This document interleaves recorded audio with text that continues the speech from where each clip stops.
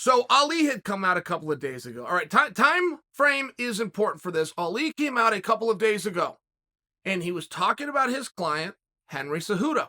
And Ali made one simple blanket statement, set it down, and walked away. And the statement was, I guarantee you Henry Cejudo returns to mixed martial arts in the year 2022. Now, you cannot be anywhere within that division near the top, including the belt holder. And I'm talking 35 or 45. You cannot do it, have Henry Cejudo return, and not have to worry about him.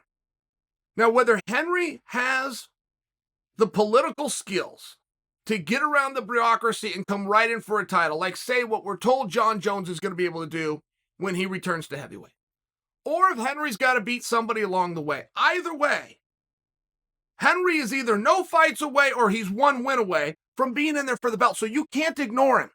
And Volkanovski at 145 talked about Henry. Now, I want to read you exactly what Volkanovski said, because there's a few points here. If I don't break them down, you might miss them. Now, this is the champ talking.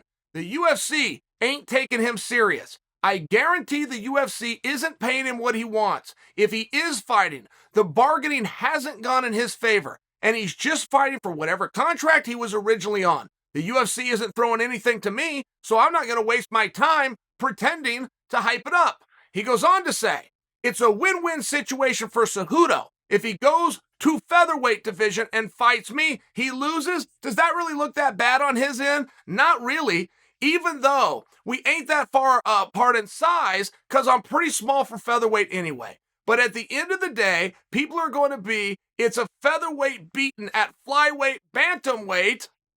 That doesn't help my legacy at all.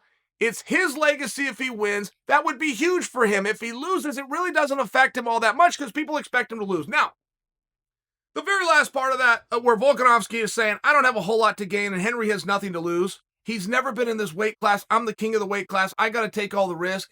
He doesn't really take any bruises. If he loses, what was supposed to happen happens, but I don't get to gain anything. He's half right. He's half right on that in the short term. A checkers player would agree with Volkanovski. In the long run, it would be a huge win for Volkanovski.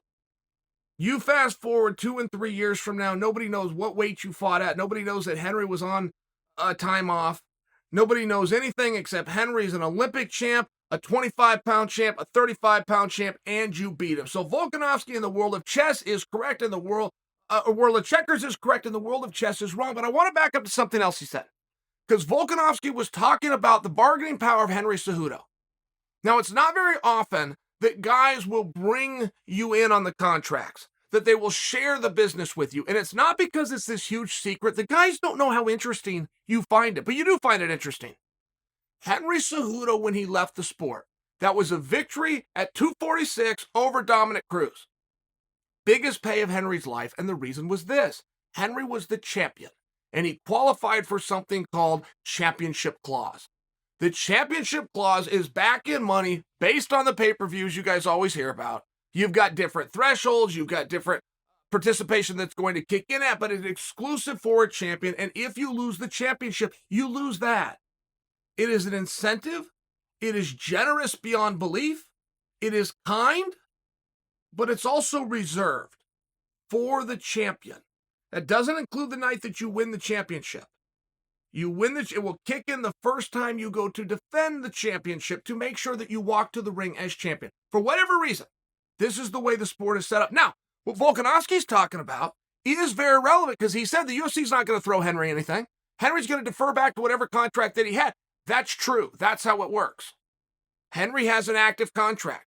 Dana brings him in out of pure generosity and incentive and gives this to him. Henry doesn't even know this is coming. He sits down, champion, what does Dana need with me? All of a sudden, Dana tells him, I'm going to create an opportunity for you to make a whole bunch more money. But you got to hang on to that belt. Soon as you lose that, you fall back to whatever it was you had, which is not bad pay. It's very good pay. It's just like anything in life. Once you go up, it's tough to go back, right? Once you're sitting in first class, it can be hard to go to coach. I share that with you because Volkanovski is right, and that's always been one piece of this that surprised me as well. When Henry left that night at 246 after beating Dominic Cruz, he said at the press conference, I'm done, Triple C's out, Dana knows my number. But aside from that, I'm gone. I have always wondered to this day, when Dana knows my number, does that mean the number you need to pay me? Or does that mean he knows my phone number and he can get a hold of me? I've never known. And I would have deferred to him at money. I would have. Except that I knew Henry, as soon as he puts that belt down, and they decide he's not kidding and move on, and he's no longer champion, he loses the most beautiful part, not only of his contract, the most beautiful part of our entire industry. There's no business in the world you get a piece without buying in, except in this one when Dana gives it to you. So you give that belt back, you just took yourself out of that clause, and that's what Volkanovski's alluding to. Say, man, this guy's not getting the same money as he was used to getting. This guy's going to get incentivized to come fight me. I'm the one doing it. They're not giving me any more to fight him. Why the hell would they give him to beat me when I'm the favorite? It's a fair point. Now, that's Cejudo's business. What Cejudo's making, how he's making it, what he thinks is right, that's completely his business. He doesn't ever have to share that with us. I would never ask him. I'm just sharing with you I have been curious because I knew what a beautiful thing he was walking away from. And there was times after Henry said it, I'm talking the night of, I'm talking 246 in the ring. And I'm talking at the post-fight press conference right there when he walked away. Dana came in last. I believe it was John Morgan, but somebody within the MMA media asked Dana, what's this mean? He says he's done. And Dana said, I'm going to let him think about it. It was a Saturday. The following Tuesday, they were going to have a matchmakers meeting. Not the one 3 days from then, 10 days roughly.